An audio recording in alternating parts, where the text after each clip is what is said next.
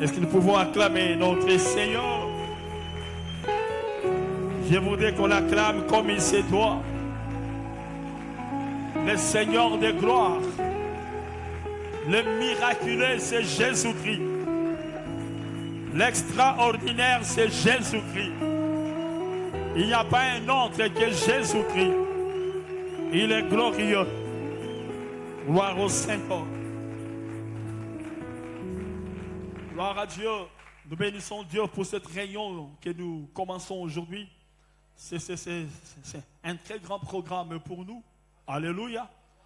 J'aimerais te demander de ne pas manquer ce programme. Aujourd'hui, mercredi, jeudi, vendredi, et on finira le dimanche. Un programme intéressant par rapport à l'œuvre de la croix. Dis Amen bien.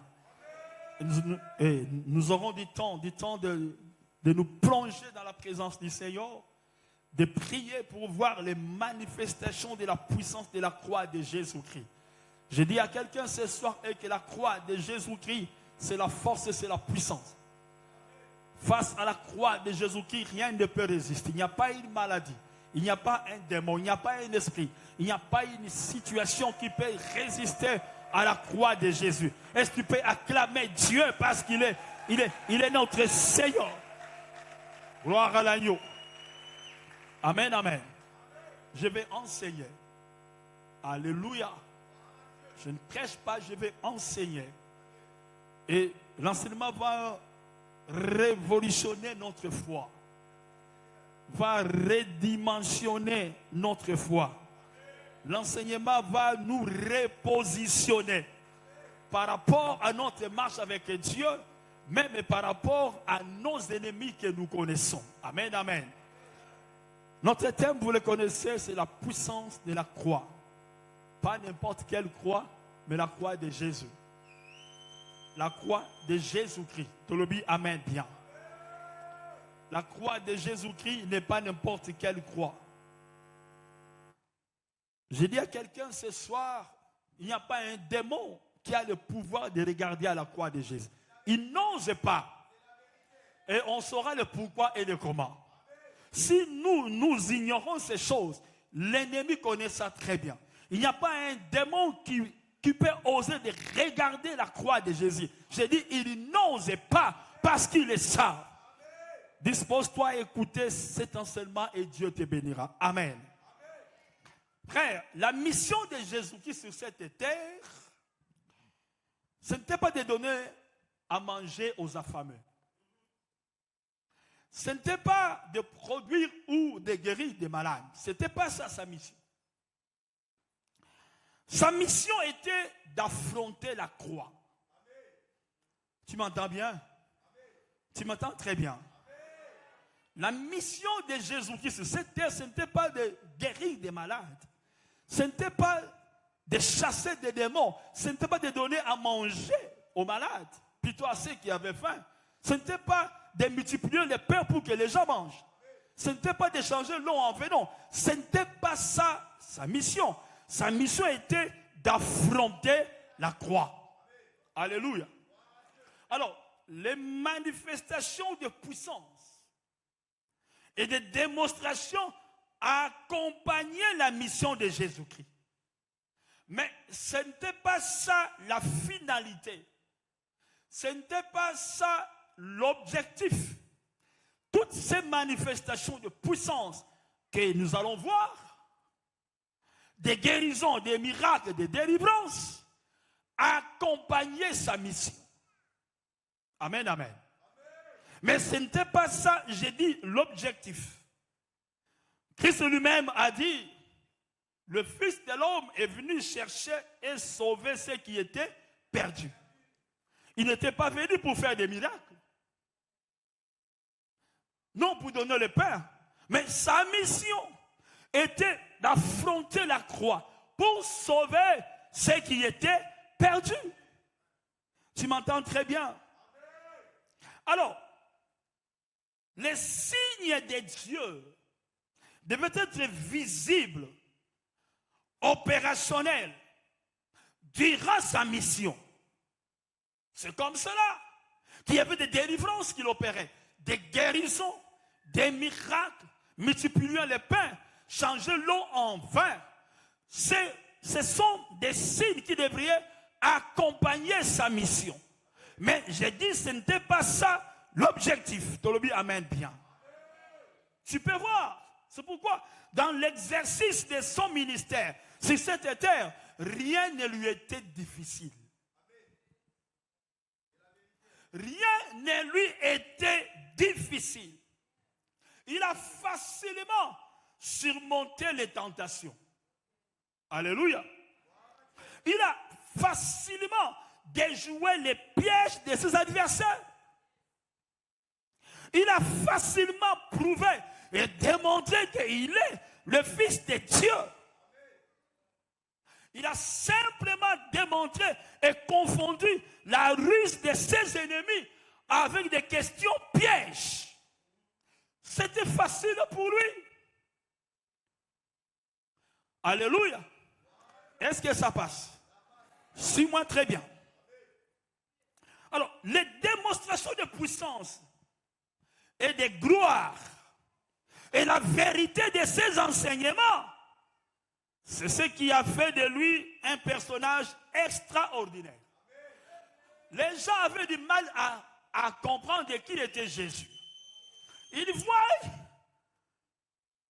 ses parents, ses frères. Ils l'ont vu grandir. Mais sa vie était hors du commun. Rien de comparable. Extraordinaire. Et c'est ce que ses ennemis ne comprenaient pas. Qui est cet homme? Tous avaient du mal à le situer. Du mal à le comprendre. Du mal à le classer. Eux, des érudits, des hommes ultra intelligents, mais face à un fils du charpentier, ils disaient, mais comment est cet homme? Il disait, qui est celui-ci à qui obéissent l'eau et le vent? Alléluia. Et Jésus, il a démontré, même pendant je vais en parler, même pendant la souffrance, quand on a coupé l'oreille d'un homme important, il a pris l'oreille, il a remis. Il dit, mais comment est cet homme?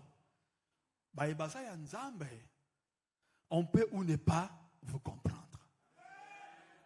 Si tu veux être compris par tout le monde, on va dire bon.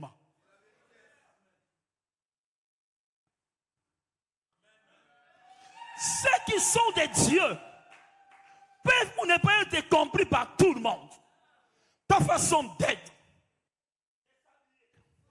d'agir, de répondre, de réagir, dépasse la compagnie. Mais Azamutu Yandenge, Nini. Ah, c'est pas là-bas comprendre yoté. Si on te comprend, c'est que tu es de ce monde, si tu es terrestre.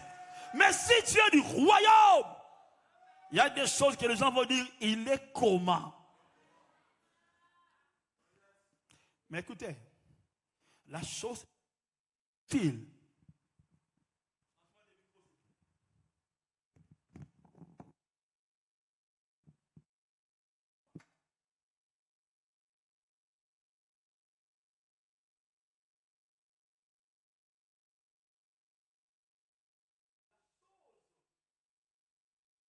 La chose la plus difficile pour Jésus-Christ, c'était quoi? La croix.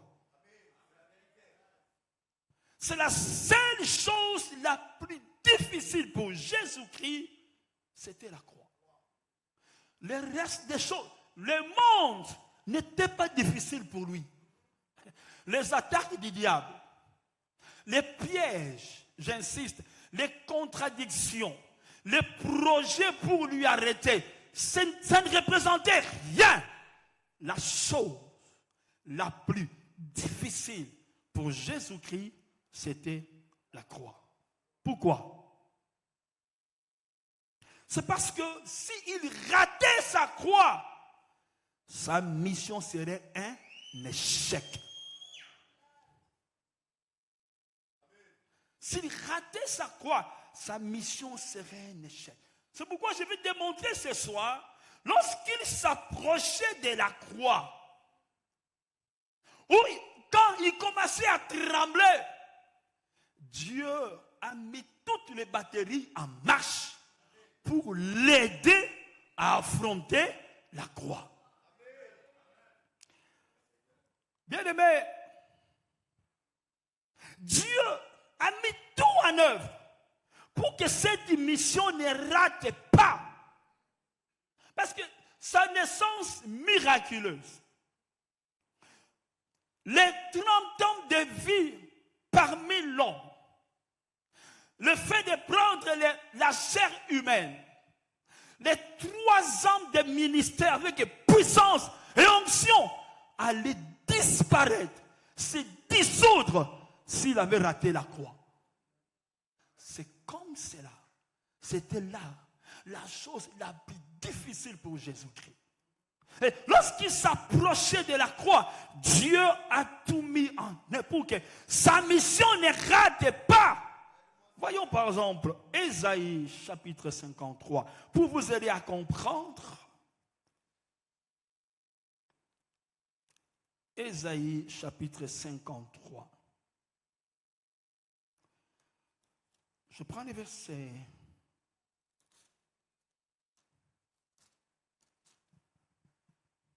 5 et 6, et puis le verset 10. Écoutez. Mais il était blessé pour nos péchés, brisé pour nos iniquités. Le châtiment qui nous donne la paix est tombé sur lui. Et c'est par ses meurtrissures que nous sommes guéris. Toutes ces choses s'étaient passées où? À la croix. C'est là qu'il était blessé. C'est là qu'il était brisé. C'est là qu'il était châtié. À la croix. Le verset 10. Il a plu à l'Éternel de le briser par la souffrance. Après avoir livré sa vie en sacrifice pour le péché, il verra une postérité et prolongera ses jours. Et l'œuvre de l'Éternel prospérera entre ses mains. C'était à la croix. Et c'est ce qui le fait souffrir. Lorsqu'il s'approchait de la croix, Dieu a réalisé le danger.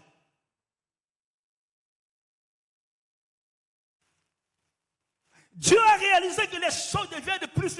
Les 3 ans qu'il avait passés pour Dieu ne représentaient rien. Les 3 ans là, il a enseigné, il a prêché, il a confondu les chefs de l'église, il a guéri des malades, délivré les possédés, chassé les démons. Pour Dieu, ça ne disait rien s'il ratait la croix. Et c'est là que Dieu a mis tout en œuvre. Ça a commencé où? À la transfiguration. Luc chapitre 9. Luc chapitre 9.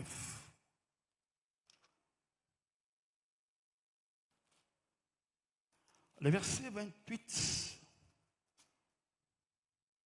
à 31. Papa Ambroise, vous allez me lire dans la version Bible expliquée. Après moi, je vais lire 8 secondes. Tu me liras cette version Bible expliquée. Là, c'est beaucoup plus clair. Écoutez, Luc 9, 28. Attendez, je vais lire dans la version 8 secondes. Environ 8 jours après qu'il lui dit ces paroles, Jésus prit avec lui Pierre, Jean et Jacques. Et il monta sur la montagne pour prier. Pour faire quoi? Pendant qu'il priait, l'aspect de son visage changea et son vêtement devint d'une éclatante blancheur. Et voici 2 hommes s'entretenaient avec lui. C'était Moïse et Élie qui apparaissaient dans la gloire. Il parlait de quoi? Parlait de son départ qu'il allait accomplir à Jérusalem. Lis-moi la version Bible expliquée. Pèse le micro. Hein?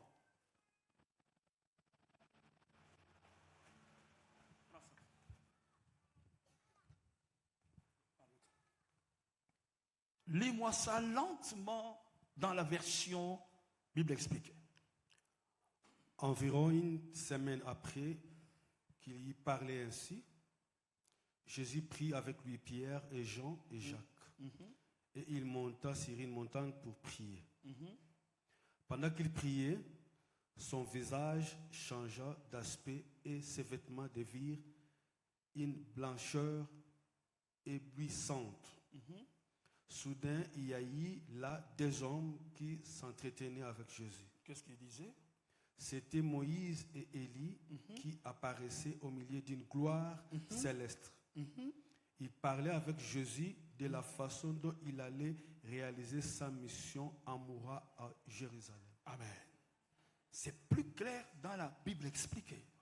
C'est là que les choses sérieuses avaient commencé. Écoutez, pourquoi Moïse et Élie?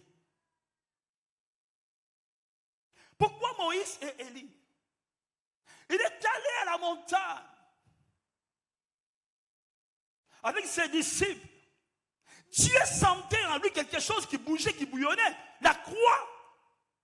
Et il est allé pour prier. Dieu envoie Moïse et Élie.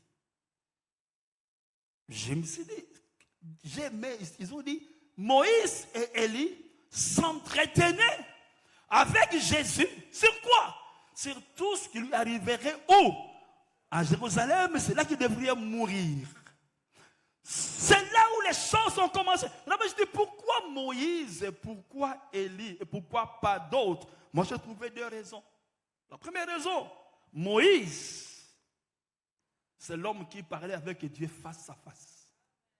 La Bible dit, Dieu a dit, quand je parlerai à quelqu'un, ça sera quoi? Dans une vision, dans une révélation. Mais avec Moïse, je parle avec lui face à face. Pourquoi Élie? Élie est le seul, parmi les seuls des prophètes, qui n'a pas vécu la mort, mais il a été enlevé. Jésus, Moïse, Élie, si je peux employer un mot qui est courant aujourd'hui, que ce soit dans le monde scientifique ou même dans le monde occulte, c'était des grands esprits. Je suis précis. Ce n'étaient pas des grands esprits démoniaques. Mais je dis des grands, ce sont des gens élevés. Je peux dire, ce sont des grands penseurs. Parce que les grands esprits se connaissent. Je fais une parenthèse. Lorsque les grands esprits se rencontrent, eux parlent des idées. Alléluia. Mais des esprits moyens, lorsqu'ils se rencontrent, ils parlent des événements. Et des petits esprits, quand ils se rencontrent, ils parlent des hommes et des femmes. Dis amen bien. Des grands penseurs comme nous, je les suis. Quand on se rencontre, on s'échange des idées. Le Congo ne sera pas développé par des événements, ni par des chants, mais par des idées. Le mot idée, par des idées. Quand quelqu'un vient chez toi et dit, ma soeur, tu as vu ce papa-là? Ce sont des petits esprits qui ne parlent que des gens. Tu as vu papa Plani? Tu as vu papa Palmi? Tu as vu sa femme? Ce sont des petits esprits. Regardez. Regardez. On ne peut pas développer ces pays avec des gens qui ne voient que des événements. Qui ne voient que des gens. Tu connais X. Tu as vu ce qu'il a fait. Chez moi, je te chasse. Viens me dire, pasteur, voici telle circonstance. On peut mettre quelle idée pour l'enrichir. Là, tu as ma place. On met les idées ensemble et on avance. Mais m'amener des événements, des gens, tu n'as pas de place. Je veux que tous mes enfants ici développent la bonne mentalité. Hein? Développer mentalité, il y a bien. Soyez des grands penseurs. Quand tu dis, mais je vois cette ampoule-là et on sent la boyer. Qu'est-ce qu'il faut faire pour qu'elle paie bien? Voilà. Là, ce sont des grands qui ont des idées pour l'épanouissement, le développement, pour la croissance et la grandeur. Mais des esprits moyens, des petits esprits, pas chez moi. Le bas mène bien. Je ferme la parenthèse. Nous sommes à la croix de Jésus. C'était comme des grands esprits qui devraient se rencontrer. Pourquoi est-ce qu'ils sont venus? Pourquoi Dieu les avait précipités? La raison de leur apparition, c'était par rapport à la mission de Jésus. Pasteur, répétez-moi le verset 31. C'était par rapport à la mission de Jésus.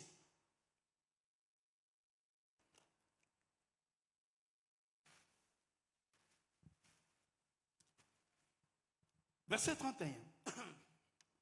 Verset 31 nous dit, qui apparaissait au milieu d'eux d'une gloire céleste, qu'il parlait avec Jésus de la façon dont il allait réaliser sa mission en mourant à Jérusalem. Il parlait avec Jésus de la façon dont il devrait réaliser sa mission en mourant à Jérusalem.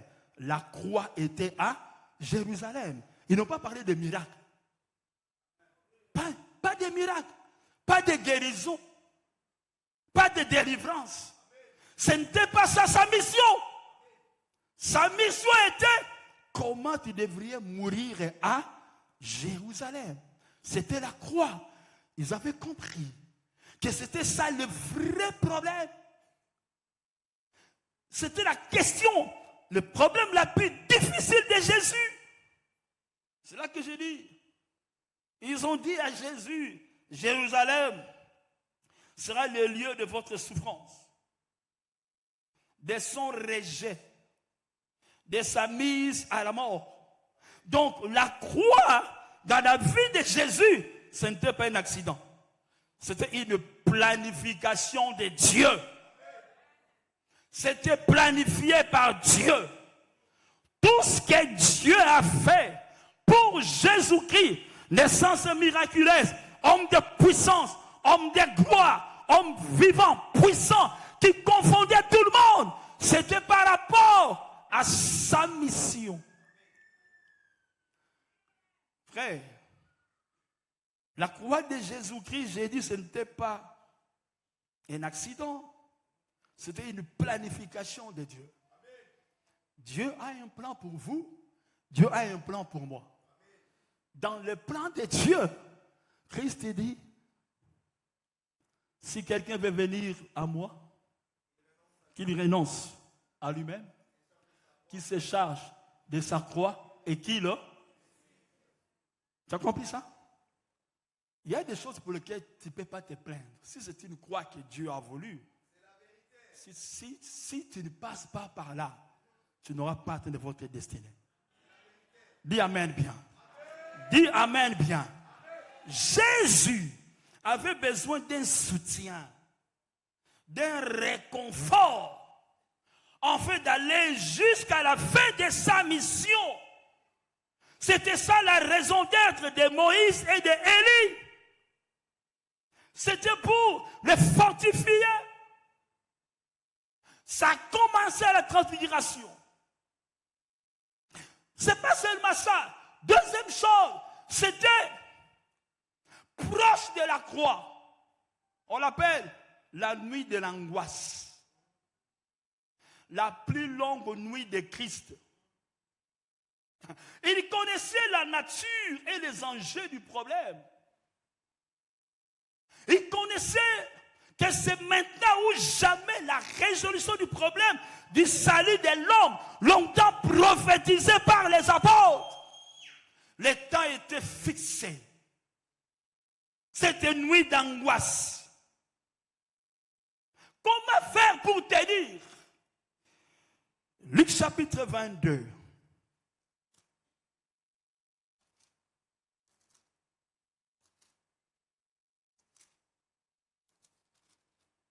Luc 22, 39 à 47.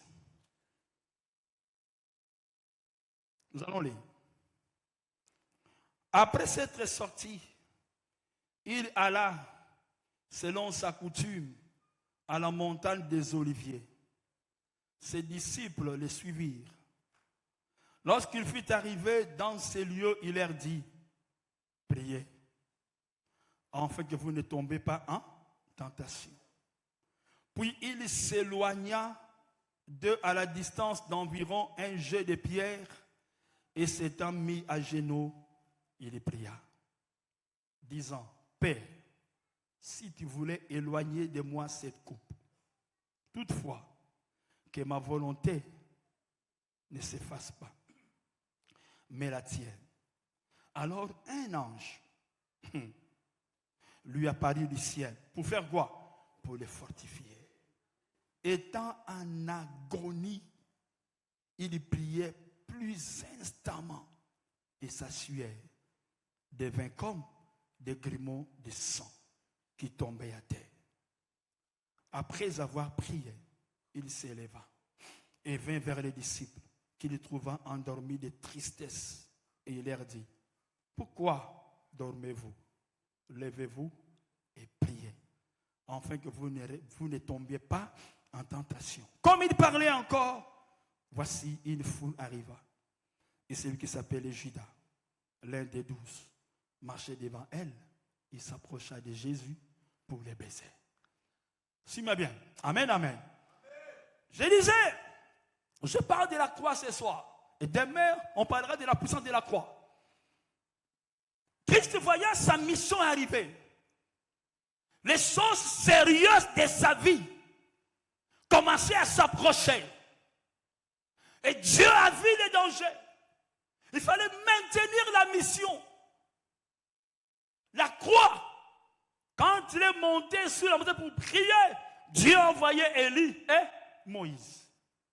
Et ici, il connaissait les temps et l'heure. Il va pour aller prier. Écoutez, c'était la nuit la plus longue de Jésus. Une nuit d'angoisse. Qui a déjà vécu Boutekoyo Moulaï? Qui a déjà vécu ça? Et lève la main. Moi, je connais ça. Tu entends 5 heures de Zoyate. Alléluia. Et Zoyate. Tu entends que ton Wetana, ça ne vient pas. Lorsque la nuit devient longue, lorsque l'angoisse vous prend, et là, Christ savait que c'est maintenant ou jamais. Mais écoutez, qu'est-ce qu'il a fait? Lorsque l'angoisse vous prend, lorsque la nuit devient longue, au lieu aussi téléphone, Facebook, pour faire passer le temps, vous allez Facebooker Tiolembi, Tongezate. Au continent, YouTube. Vous êtes en train de YouTuber au Kolemba. Oh, c'est la 5 heures. Ils ont bêtaté. Jésus-Christ a fait quoi? Il est allé prier. Le bas prier. Lorsque vous êtes angoissé, prie. Lorsque la nuit devient longue, prie. Lorsque tu vas à gauche, il n'y a rien. À droite, il n'y a rien. Prie. Quand tu vois devant, derrière, gauche, droite, un trou noir, prie. Quand tu vois les plus proches, tu appelles, ça sonne à vide, prie. Moi, je connais ça. Tes plus proches, non, si j'appelle ma fille là, moi, il va décrocher. Mais là, tu appelles, il ne prend pas. Prie. Dans le bénéni, prie. Il est allé prier. Regardez, il est allé prier. Une mission. Le poids était sur ses épaules. C'était les jours, le temps la nuit la plus compliquée de sa vie, la croix, pour arriver à vaincre, à réaliser sa mission, Christ n'avait pas besoin des apôtres. Pas besoin des apôtres, pas besoin de ses amis, Marie, Marthe, Zachée, personne seul face à sa mission. Comme recours, comme secours, prie. Bien-aimé, n'attends pas prier quand ça sera compliqué. Prie maintenant. Le Bible dit bien. Prie maintenant. Pour nous aider à comprendre un peu comment c'était compliqué pour Jésus, il se met à terre et il prie. Nkolo, ce qui moyen zali, l'ongola ngai coupe, enlever cette mission. Dieu, pour Dieu, j'insiste, il pouvait tout faire. Mais s'il ratait la mission, un échec puissant. Dieu a vu que mon fils unique, son cœur commence à palpiter. La peur prend place. Il est angoissé. Qu'est-ce que Dieu fait? Il précipite un ange.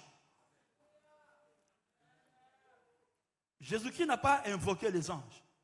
Vous allez vous rappeler, ça me dit, mais il ne faut pas, si je veux appeler un cortège d'anges, ils viendront pour me protéger. Là, il n'a pas invoqué un ange. Dieu a vu qu'il est à bout. C'est maintenant ou jamais. Dieu précipita un ange. La Bible dit c'est pour les fortifier. Les choses devenaient de plus en plus difficiles pour Jésus. Et Dieu a précipité un ange pour venir le fortifier. Il y a beaucoup de situations. Je ne dis pas parce que ce que Christ a vécu, ça c'est lui. Hein? Moi, je ne saurais pas faire ça. Mais ça peut arriver que vous soyez dans de telles situations où tu es angoissé. Tu n'as pas d'issue. Ne te fâche pas contre les gens. Ne dis pas, hein, tous ils m'ont fouillé. Je connais une maman, un jour, il était malade. A Bengi, une de ses plus proches amis, a ébessié, Nazo Sala Suku Musala Nazoya. Alinga Sidi. Oh. Na Bengi, Azo Balanga Sala Musala. Yende Zambé Nayo. Il ne faut pas s'en prendre aux gens. Jésus-Christ, même ses disciples, ceux qui l'ont vu, qui ont vu ces miracles, étaient incapables de les soutenir. Ils ne pouvaient pas. Ils étaient fatigués. Mais Christ a passé toute la nuit en prière. Jusqu'à ce que sa sueur devienne comme les gouttelettes du sang. La prière. La seule chose pour t'aider à vaincre l'angoisse, à surmonter des situations impossibles. Je ne dis pas que tu... Et cela arrive. Moi, j'ai vécu ça. Où tu es seul. Tu n'as plus personne. Plus personne. Dieu m'a appris ce matin de quoi? De prier. J'ai fait ici une parenthèse. Hein. Ne sois pas l'auteur de la destruction, de la division ou de l'égarement des âmes du Seigneur pour lesquelles Christ a payé le prix. Leur rachat avait coûté trop cher. Dieu ne va pas te laisser tranquille. Je fais une parenthèse. Ne sois pas l'auteur de la perdition des âmes du Seigneur. De la destruction des âmes pour laquelle Christ a payé le prix. Ça va te coûter trop cher. De deux, qui sont ceux qui avaient amené Christ à la croix? C'est qui? Qui sont ceux qui l'avaient amené à la croix pour atteindre son objectif? Banani. Luc chapitre 22. Rentrons dans Luc. Versets 52 et 53. Luc 22, 52 et 53. Jésus dit ensuite aux principaux sacrificateurs. Tu m'entends? À qui? Sacrificateurs, aux chefs des gardes de quoi? Du temple et aux anciens du temple qui étaient venus contre lui. Vous êtes venus comme après un brigand avec des épées et des bâtons. Qui sont ceux qui avaient aidé Jésus à atteindre ses buts? C'est qui? Ce n'est pas des Romains. Ce n'est pas le peuple, mais c'était l'Église, le temple. Regardez. Je crois que verset 66 également est très clair. 66, il dit ceci. Quand le jour fut venu, les collèges des anciens du peuple, les principaux sacrificateurs et les scribes s'assemblèrent et firent ramener Jésus devant le Sanhédrin, le tribunal ecclésiastique. Qui sont ceux qui lui avaient aidé à atteindre ses objectifs? Parce que le diable lui-même ne savait pas comment amener cet homme à la croix. C'était ça le bébé. Il était pur. Il était sans péché. Il n'a pas détruit la loi. Son discours était clair. Mais comment atteindre la mission? Je reprends ma tête, il y a fois passé. Satan, ça a dit. Maman, tu vois. Mais pour le cas de Jésus, Satan a banane l'église. A défaki l'église. Mbade zalangate pardon. A défaki l'église. Les collèges des anciens, les membres du Sanhédrin, les souverains sacrificateurs et les gardes de quoi? Du temple. Ne vous étonnez pas quand tu vois ces choses. Ces gens croyaient faire taire Jésus. Par contre, ils étaient en train de l'aider à atteindre sa mission. Yoka, il y a des choses des fois qui viennent dans mon kili. Autour de mais c'est comment ça? Il y a penza. Discernez bien les choses. Dieu peut utiliser Yepenza pour t'amener à atteindre votre mission. Il amène quoi? Il amène bien. On a appris des choses. J'ai appris beaucoup de choses. Ton ami, Dieu peut l'utiliser pour atteindre une mission. Viens, ma fille, viens. Moïse, viens. Viens, Sylvain. Venez ici. Voilà. Le frère Sylvain et les camarades de Moïse. Moïse et les camarades de qui? De Prisca, a dit. Moïse a dit la Prisca, partons voir mon ami. Ils sont allés voir l'ami de Moïse. Sylvain, ami de Moïse, a l'obli. Je pense que ma femme, c'est Prisca. Amen, amen. C'est quoi? Yes, ça veut dire. Ah, tu vois. Tu n'étais qu'un tremplin, on s'en à Salélie. Tu n'étais qu'un tremplin. Tu t'es fâché, mais tu as aidé mon frère à atteindre sa mission. Tu peux acclamer Dieu. Écoutez, les membres du Sanhédrin, les pères de l'église, les membres du Sanhédrin, les gardes du temple, c'était la classe supérieure de l'église. Les sacrificateurs croyaient faire taire Jésus, les disparaître. Il lui avait aidé à atteindre sa mission. Il y a certains combats, ne pleure pas trop, le amen bien. Ah, dis amen bien. Essaie de regarder qu'est-ce que Dieu veut. Pourquoi? Qu'est-ce que Dieu veut Parce que ces combats-là, où il y a tes plus proches, où il y a tes familles, où il y a tes... On dit quoi j'aime il y a un mot qui disait, bah j'aime ton plus proche, les harmonies.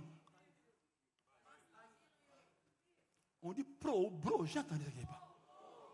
Pro, on a ça pro. On a ça pro. Le pro là, Dieu peut l'utiliser. Te bousculer pour atteindre votre... Que tu peux acclamer Dieu. Les voies de Dieu sont très compliquées. Les voies de Dieu sont terribles. Les voies de Dieu sont terribles. Votre pro peut croire que nous avons coincé, nous avons aidé. On comme on a mission na yo. Alors on a l'école, on a dit ça y est. Tu peux acclamer Dieu, frère. Pour dire ce soir que la croix égale voie obligée. La croix égale voie obligée. Pourquoi c'était la voie obligée? Parce que pour que Christ soit notre sauveur, qu'il nous sauve, il a fallu qu'il soit humilié. Le seul endroit pour être trop bien humilié, c'était la croix. Philippiens chapitre 2. Philippiens chapitre 2. Le verset 8. Il s'est humilié lui-même, se rendant obéissant jusqu'à la mort. Même jusqu'à la mort de quoi?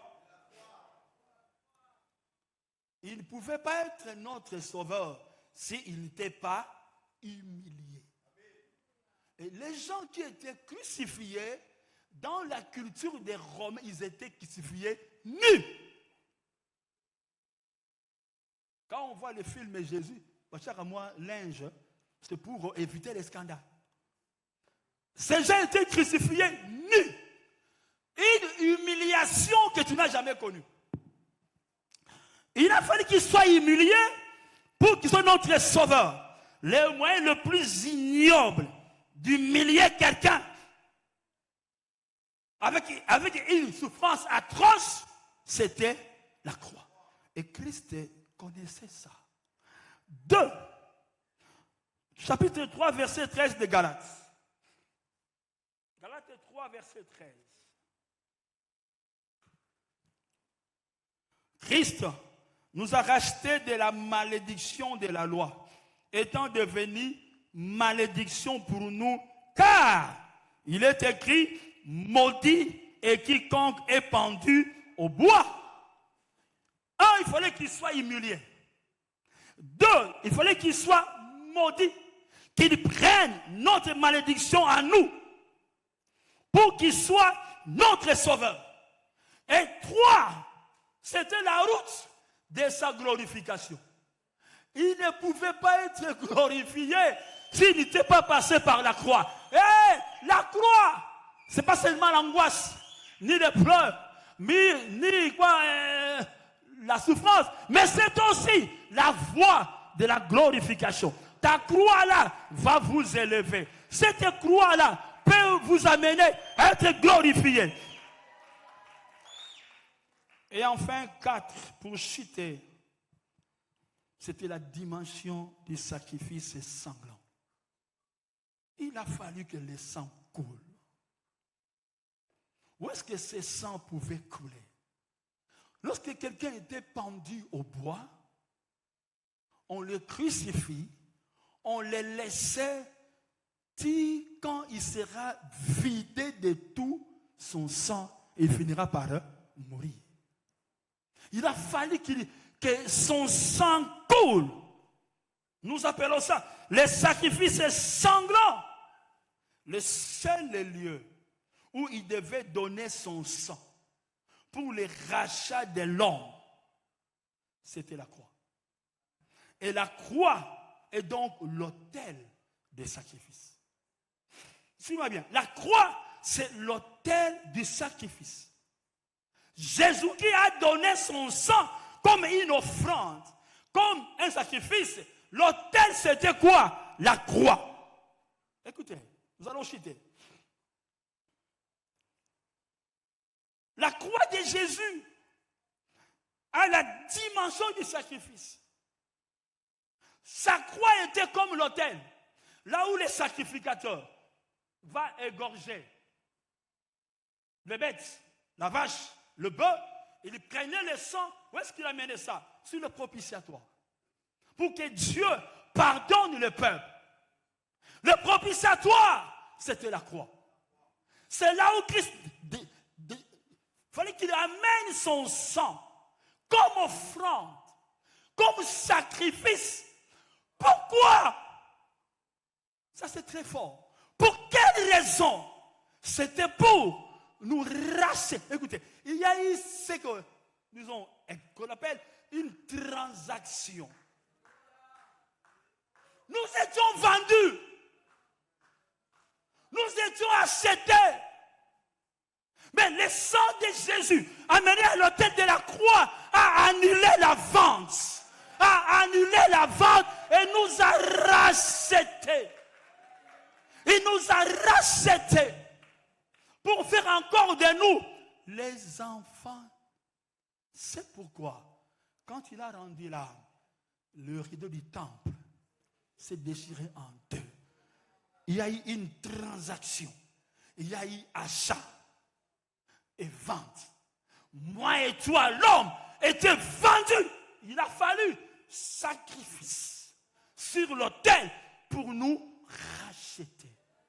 Écoutez, il y a des familles où il y a des transactions sataniques. Il y a eu vente et achat.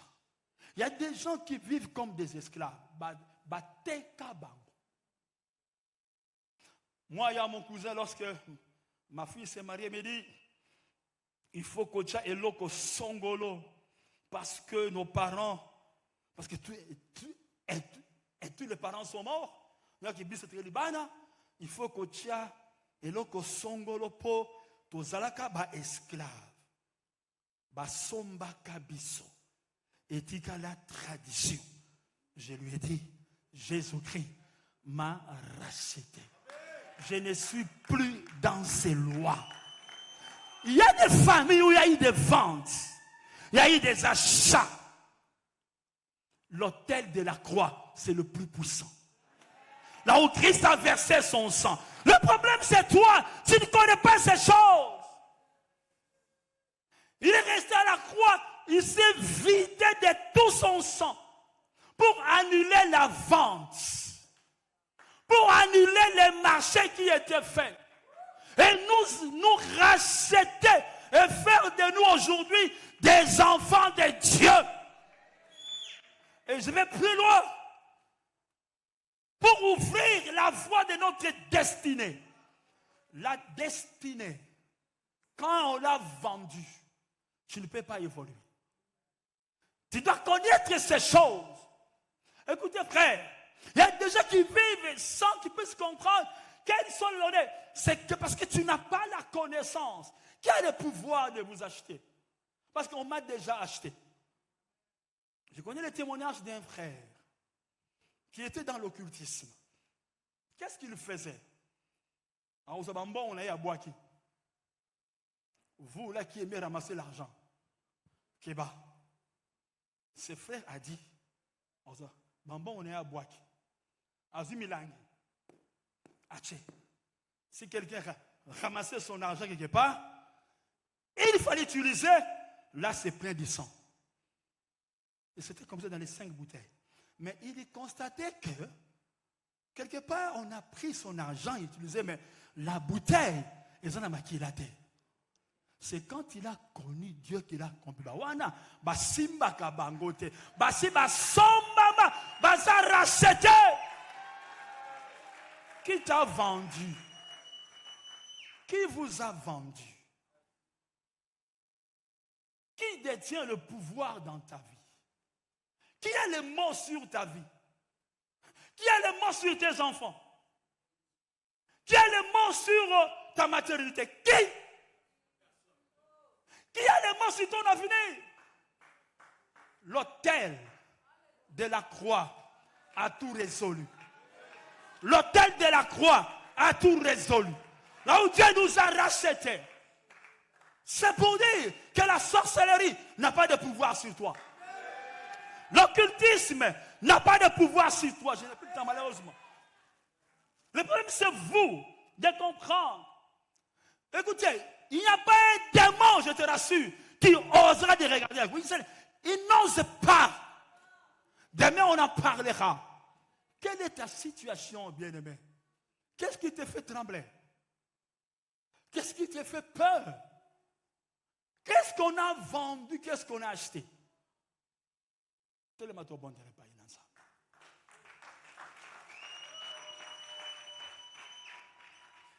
Lève-toi, on va prier Dieu, je n'ai plus le temps. Même pendant 10 minutes. Les amis, prenez-nous un peu les instruments.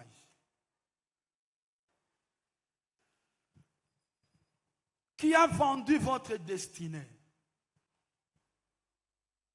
Je connais l'histoire où un bébé est né, un bébé très joli, que tout le monde appréciait.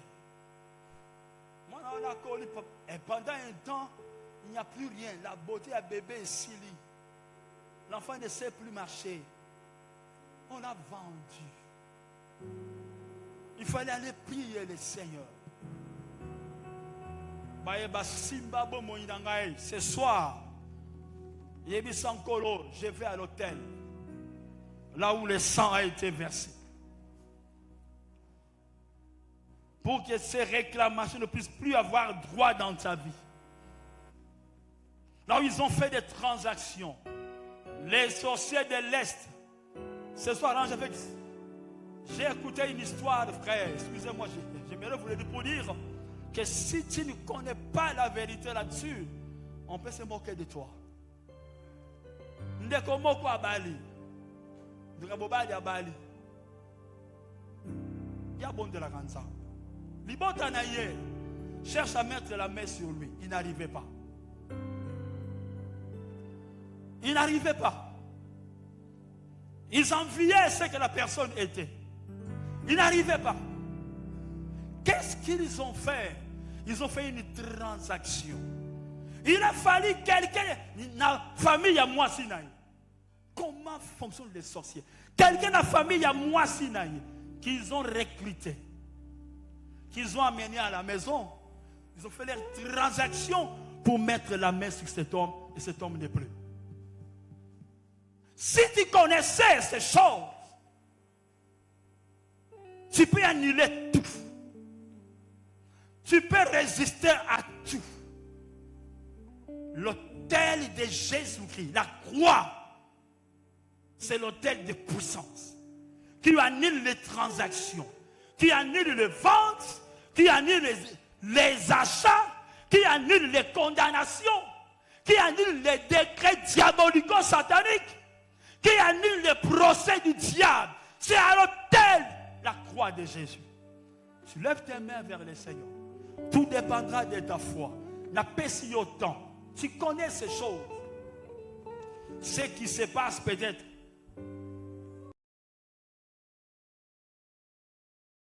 Accompli sa mission.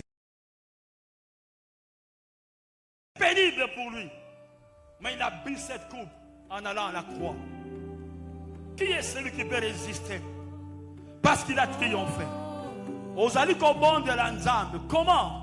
Ozali côté les ménanions, c'est ali ba transaction démoniaque. Il y a même des péchés na vie nangai. Oyo Satan a kotisa. Loba ce soir, ezana na bokonzité. Parce que l'autel de la croix a tout payé. Même il y a une impudicité, même il y a un adultère. Ou quoi, ce soir, dis à Dieu, et ça n'a place c'était. Nino oyo basalaki comme transaction pour que ta vie et mon destinée, pour que ta vie est séparatée. Mais tu ne vas pas monter les pays d'ensemble.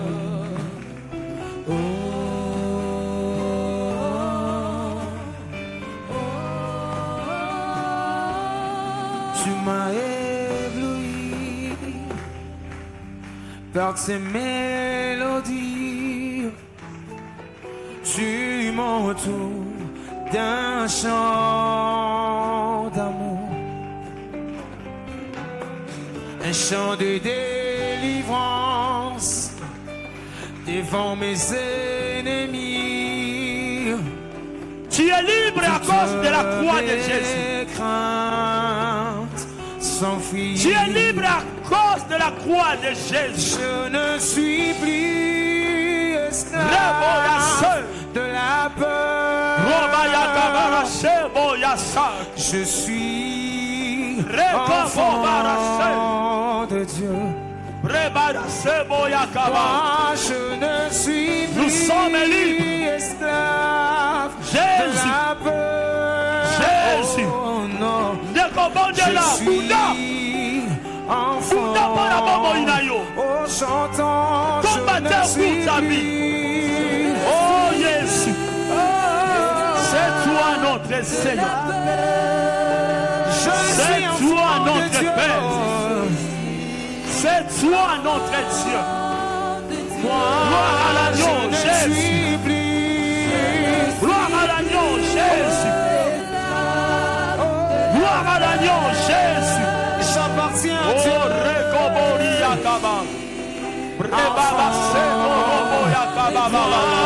Je ne suis C'est sur le trône.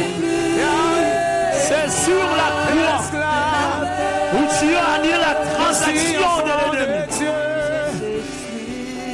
Continuez à prier, bien-aimé. Continuez à prier, à annuler les ventes. Na bomba na motema ata e umelina.